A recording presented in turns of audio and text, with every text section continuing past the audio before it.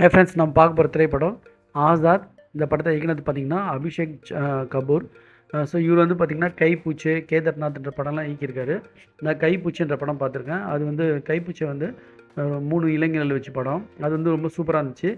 இந்த படத்தில் வந்து எப்படி எடுத்திருக்காருன்னு நம்ம பார்க்கலாம். அதுக்கு முன்னாடி இந்த நடிச்சவங்களாம் பார்த்துக்கலாம். அஜய் தேவ்கன், டயானா, மோஹித் மாலிக், ஜியா அமீன், டயானா பென்டி, ராஷா தடானி, முக்கியமாக வந்து அமன் தேவகன், அவர் பையன் நினைக்கிறேன், கோவிந்த்ன்ற கேரக்டர் நடிச்சிருக்காரு. இந்த படத்தோட கதைக்கு போயிடலாம். ஸோ இது வந்து பார்த்திங்கன்னா பிரிட்டிஷ் காலத்தில் இருக்கிற இயலியர் இந்தியாவை பற்றி இந்த படம் சொல்லுது. இதில் வந்து விக்ரம் சிங்னு ஒரு புரட்சியாளர் இருக்கார். அவர் வந்து ஆசாத்னு ஒரு குதிரை வச்சுருக்காரு. இவர் வந்து குதிரை வந்து வளர்க்குற மேய்க்கிறவர். இவர் இந்த கோவிந்த்ன்றவங்க வந்து இப்போ இந்த கோவிந்துக்கு வந்து இந்த ஆசாத் குதிரை பிடிக்கும். அப்போ வந்து இவங்க விக்ரம் சிங் கூட சேர்ந்துப்பான். அப்போ வந்து பார்த்திங்கன்னா அந்த பிரிட்டிஷ் ஆட்சியில் இருக்க ஜமீன்தாருங்களுக்கும் இவங்களுக்கும் கிளாஷ் ஆகும். அப்போ வந்து இந்த கோவிந்த் வந்து என்ன பண்ணுவான்னு கேட்டிங்கன்னா, அந்த குதிரையை வந்து இவன் கைப்பற்ற நினைப்பான்.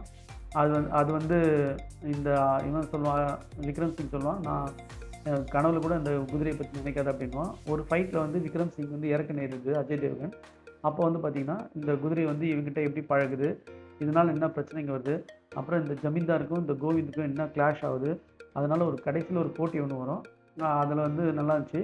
இதே மாதிரி ஒரு படம் ஹிடல்கோன்னு குதிரையை வச்சு ஒரு படம் இருக்குது. அது நீங்கள் டைம் கிடச்சா பாருங்கள்.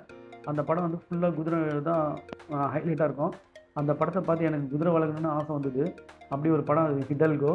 ஸோ நீங்கள் டைம் கிடச்சா பாருங்கள். அது ஒரு ஃபஸ்ட் கிளாஸ் படம் அது. இந்த படம் வந்து பார்த்திங்கன்னா திரைக்கதை வந்து நல்லா இருந்தாலும் வித்தியாசமாக இருந்தாலும் இது ஃபஸ்ட் ஹாஃப் வந்து ரொம்ப ஸ்லோவாக இருந்தது. செகண்ட் ஹாஃப் வந்து ரொம்ப ரொம்ப ஸ்லோவாகிடுச்சு. ஸோ இந்த அக்ஷய் ஆனந்த் கோலி, மோஹித் மாலிக்ன்றவன் வந்து வில்லனாக இருப்பான். ஸோ அவன் தான் அந்த ஜமீன்தார் அந்த கோவிந்துக்கும் இவங்களுக்கும் ஃபைட் நடக்குது. ஸோ இதெல்லாம் வந்து பார்த்திங்கன்னா செகண்ட் ஹாஃபில் ரொம்ப போரிங்காக போய் கடைசியில் வந்து அப்படியே ரொம்ப சொதப்பலாகிடுச்சு. ஃபஸ்ட்டு இந்த கோவிந்தோட கெட்டப் வந்து பார்த்திங்கன்னா இப்போ இருக்கிற ஹீரோ மாதிரி அவர் ஹேர் ஸ்டைல்லாம் வச்சுருப்பார். அதெல்லாம் பார்த்தாங்களா இல்லையான்னு தெரில. இது மாதிரி தான் போன வாட்டி மைதான்ற படத்தில் அஜய் தேவ்கனுங்க சொதப்பி வச்சுருந்தாங்க ஒரு கோச்சோட இது போட்டு. ஸோ இது மாதிரி நிறைய படம் ஹிந்தியில் என்னடா இது ஒரு நல்ல படம் வந்துச்சு, சரி பார்க்கலான்னு பார்த்தா ஃபுல் அண்ட் ஃபுல் சொதப்பி வச்சுருந்தாங்க. அஜய் தேவ்கன் வர பாட் மட்டும் சில நேரம் நல்லா இருந்துச்சு, அதுக்கப்புறம் அதுவும் அறுக்க ஆரம்பிச்சிச்சு. ஸோ இது எப்படியாப்பட்ட படம்னு கேட்டால் ரொம்ப போரிங்காக இருந்துச்சு. பட் அந்த குதிரைக்காக வேணால் அந்த சில சீன்ஸ் நல்லா இருந்துச்சுன்னு சொல்லலாம்.